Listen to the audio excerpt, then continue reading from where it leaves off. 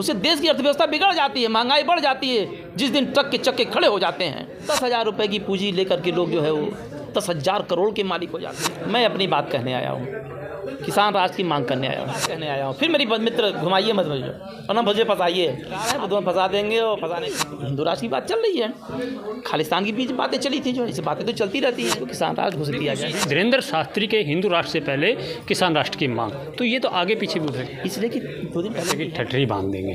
तो ये संत की मर्यादा बहुत ही संतुलित होनी चाहिए। ठठरी बांध देना और धीरे धीरे पूरे भारत की यात्रा है, इसीलिए यात्रा को कर रहे हैं। इसलिए हमने इसको दिल्ली से नहीं, बट क्लियर बात को हमने इसलिए चुना है कि फरीदाबाद जो है वो दिल्ली के करीब ही है, उत्तर प्रदेश के भी करीब है, हरियाणा में है ही, कई प्रदेश इसे सटीक।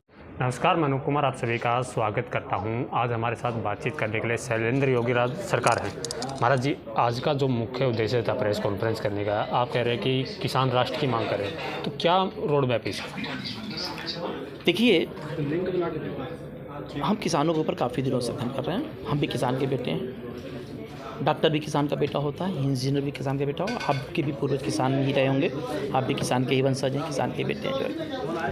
देखिए, किसान जो दिन रात मेहनत करके लिए दूसरों के लिए जीता है, अपने लिए नहीं जीता भैया, वो दूसरों के लिए, देश के लिए जीता है। दिन हो, रात हो, ठंडी हो, गर्मी हो, बरसात हो, वो खेतों में काम करता है। वो कभी हड़ताल पर नहीं जाता भैया जो है। और अभी पेट्रोल के दाम बढ़ जाए, ट्रक वाले डीजल के दाम बढ़ जाए तो गाड़ियाँ खड़ी हो जाती हैं। उससे देश की अर्थव्यवस्था बिगड़ जाती है, महंगाई बढ़ जाती है। जिस दिन ट्रक के चक्के खड़े हो जाते हैं, किसान ही तो है जो हमेशा काम कर रहा है। 10,000 रुपये की पूंजी लेकर के लोग जो है वो 10,000 करोड़ के मालिक हो जाते हैं। इतिहास आप पढ़ लीजिए बहुत लोगों का, कि अभी 20 साल 25 साल पहले 10,000 की पूंजी से व्यवसाय शुरू किया और आज 10,000 करोड़ के मालिक हैं। तो किसान हमारा जो है कितनी लंबी गैपिंग हो रही है। कृषि प्रधान देश है, तो अब ऐसी क्या दिक्कतें किसानों को आई हुई हैं जिसके कारण किसान राष्ट्र की मांग करनी पड़ रही है? देखिए, मनोबल की कमी है किसानों के प्रति। उनको लगता है कि किसान कभी विरोध करता नहीं है, वो हमेशा दिन रात कहते हैं ना, घर में जो सीधा होता है उसको सभी डांटते हैं, और जो थोड़ा टाइट बोलने वाला होता है, घर में ही 2 बच्चे आपके होते हैं, तो जो थोड़ा सा तेज होता है, टाइट होता है, आप उस वही स्थिति किसान की है। वो सीधा है, सरल है, शांत स्वभाव है, वो दूसरों के लिए जीता है भैया जो है, इसलिए अपनी बात ठीक से नहीं कह पाता है। लेकिन हम ही लोग उन्हीं के बीच में रहते हैं। क्या रोड मैप है कि किसान राष्ट्र बनने के बाद किसानों के हालात सुधरेंगे? हाँ, किसानों के हालात, जब किसान राष्ट्र बन जाएगा तो उसका प्रोटोकॉल बनेगा जो है। कोई भी राष्ट्र, कोई भी कानून जब बन जाता है किसी राष्ट्र में, तो उसके लिए प्रोटोकॉल बनता है। तो किसानों के लिए एक प्रोटोकॉल बनेगा, और जब प्रोटोकॉल बनेगा तो किसान की आर्थिक स्थिति मजबूत होगी। एक तरफ हिंदू राष्ट्र की मांग चल रही है, एक तरफ किसान राष्ट्र की मांग चल रही है, कौन सी मांग जाएगी? देखिए भैया, मेरा व्यक्तिगत मानना है कि कोई मुस्लिम राष्ट्र की बात कर रहा है, कोई हिंदू राष्ट्र की बात कर रहा है, कोई खालिस्तान की भी बात कर सकता है। क्या संविधान इस बात को इजाज़त देता है? जो संविधान भी बैठा हुआ है, संविधान भी देख रहा है, लेकिन संशोधन तो हो सकता है ना? हाँ, तो संविधान में संशोधन तो हो सकता है, और संविधान में संशोधन सैकड़ों बार हुए हैं। तो ये बताइए, 12 साल की सरकार हो गई, पहली बार तो हिंदू राष्ट्र की मांग नहीं हो रही है।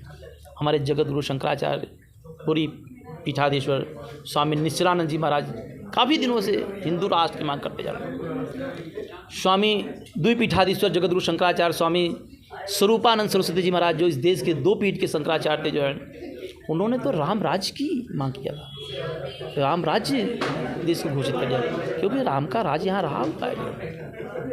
कहाँ किया सरकारों ने? शैलेंद्र महाराज हिंदू राष्ट्र का समर्थन करते हैं, विरोध करते हैं मांग का? मैं अपनी बात कहने आया हूँ, किसान राष्ट्र साथ दो इसी फरीदाबाद में कल परसों ही एक ही बात बोल रहा हूँ। मैं अपनी बात कहने आया हूँ, किसान राष्ट्र की मांग करने आया हूँ।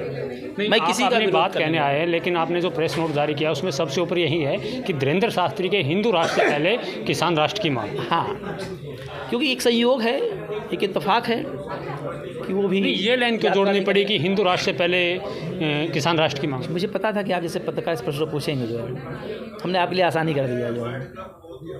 तो इसका क्या कारण था कि आपने ये लाइन तोड़ी गई? पता था ना क्या प्रश्न तो करेंगे। आप कह रहे हैं कि हम इसका समर्थन है, हिंदू राष्ट्र की कोई मुस्लिम राष्ट्र करेगा, मतलब इनडायरेक्टली आप ये कह रहे हैं कि हिंदू राष्ट्र की मांग जायज़ नहीं है। नहीं नहीं नहीं नहीं, मेरी बात को समझिए। मैं अपनी बात कहने आया हूँ, फिर मेरी मित्र घुमाइए मत मुझे और ना मुझे फंसाइए। आप पत्रकार हैं, बुद्धू फंसा देंगे और फंसाने का काम ही आप। नहीं, आपने खुद लिखा ना मेरी कि बात हिंदू तो राष्ट्र से पहले। हाँ बिल्कुल, हिंदू राष्ट्र की बात चल रही है, खालिस्तान के बीच बातें चली थी, जो ऐसी बातें तो चलती रहती हैं, लेकिन उस बीच में एक नई चीज़ आई ना, किसान राष्ट्र। इसलिए मैं कह रहा हूँ कि इस देश को किसान राष्ट्र घोषित किया जाए। बीच में आई या उसके साथ में आई? देखिए, ये तो संयोग है, आज देव दीपावली है, कार्तिक की पूर्णिमा भी है जो है। ये तो संयोग है, देव दीपावली आज है, ये तो एक संयोग है, क्योंकि कोई भी सनातन प्रेमी होगा वो किसी ना किसी शुभ कार्य को ऐसे कामों पे करेगा। लेकिन आपकी जो टैगलाइन है प्रेस नोट की, वो ये है कि धीरेन्द्र शास्त्री के हिंदू राष्ट्र से पहले किसान राष्ट्र की मांग। तो ये तो आगे पीछे भी उठ रही है, इसलिए कि 2 दिन पहले उनकी है ना मांग, 2 दिन बाद वो यात्रा इसी को लेकर निकालने वाले हैं, इसी संदर्भ में उसका, बाकी उसका कोई दूसरा अर्थ नहीं है। तो जैसे उनके ऊपर एक एफ हुई, किसी दलित नेता ने उनके ऊपर एफ करवाई, तो वो कहते हैं कि ठठरी बांध देंगे, तो ये कहाँ तक जाएगा? देखिए, संत की मर्यादा बहुत ही संतुलित होनी चाहिए। ठठरी बांध देना, ठठरी बांध दूंगा, ये कहना, जहाँ तक मैं समझता हूँ कि ठठरी तो वही कहते हैं ना, किसी की 100 से या कोई बोलते हैं ठठरी बांध दे। ये भाषा शोभनी तो नहीं लगती संत के लिए, और बाकी वो तो कभी कभी कहते हैं। दिल्ली से जो वृंदावन की यात्रा है, बड़े और भी साधु संत हैं इस यात्रा में शामिल होने की संभावना है, क्या आप भी शामिल होंगे? क्योंकि इसमें साथ में एक चीज़ और है कि हिंदू एकता पद यात्रा। हम हिंदू, मुसलमान, सिख, ईसाई तीनों की एकता की बात करते हैं बंधु, और जब तीनों एक हो जाएंगे, और हिंदू एक है ही, हिंदू कहाँ बटा हुआ है? हिंदू एकता की बात, हिंदू तो एक है, आज हिंदू एक है, हमेशा से हिंदू एक रहा है। इसी हिंदू समाज में मुसलमान भी रहता है, सिख भी रहता है, ईसाई भी रहता है, ऊँचा नीचा कहते हैं कि हिंदू एक है, लेकिन फिर बटे हुए हैं जातियों में, वो कह रहे हैं कि जातियों में बटे हुए हैं, और जहाँ बटे वहाँ योगी महाराज भी कहते हैं कि कटे। देखिए, चूँकि हम अभी किसी राजनीतिक प्रश्न का कोई उत्तर नहीं देना चाहते हैं, चूँकि हमारा काम राजनीति का नहीं है, धार्मिक कार्य है, और एक धर्म यात्रा लेकर के मैं भी अपना आपके बीच में प्रेस कॉन्फ्रेंस करने आया हूँ। और हम तो चाहेंगे कि किसान राष्ट्र घोषणा करने के लिए योगी जी भी सहयोग करें।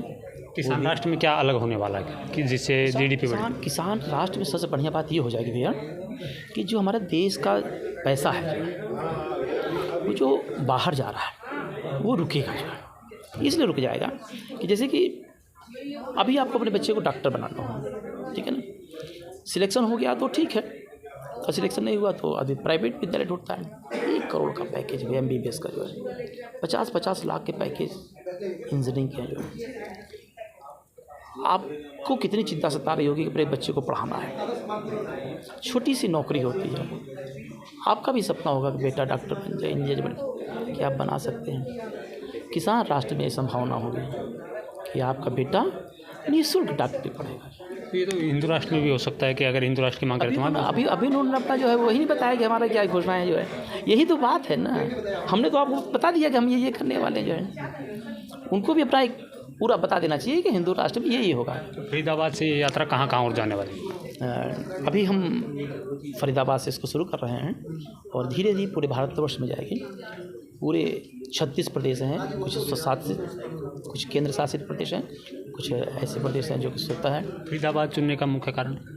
फरीदाबाद चुनने का कोई विशेष मुख्य कारण नहीं है, क्योंकि ये एक ऐसी जगह है जहाँ राजधानी से सटा हुआ है। नहीं, क्योंकि कोई भी ऐसे राष्ट्र के लिए बात उठती है, कोई भी मांग उठती है तो मुख्य तौर पे दिल्ली से उठती है, लेकिन ये फरीदाबाद चुनने की दिल्ली से अगर मैं उठाता इसी बात को तो इस संदेश लोग करते कि दिनेश शास्त्री की यात्रा है, इसीलिए यात्रा को कर रहा है, इसलिए हमने इसको दिल्ली से नहीं, बट क्लियर बता देना चाहता हूँ, इसलिए इस यात्रा को हमने दिल्ली से नहीं शुरू किया।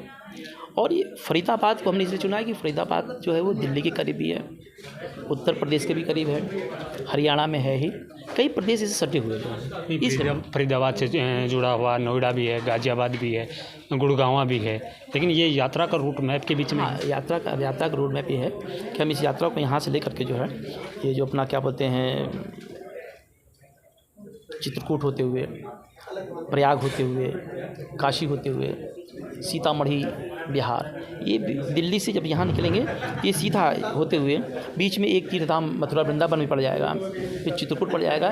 ढेर सारे तीर्थ पड़ रहे हैं, इसलिए हम यहाँ से शुरू कर रहे हैं। इसके बाद मथुरा वृंदावन है, फिर इसके बाद चित्रकूट है, फिर प्रयागराज है। ढेर सारे तीर्थ यात्रा इसमें हमारी पूरी हो जा रही है।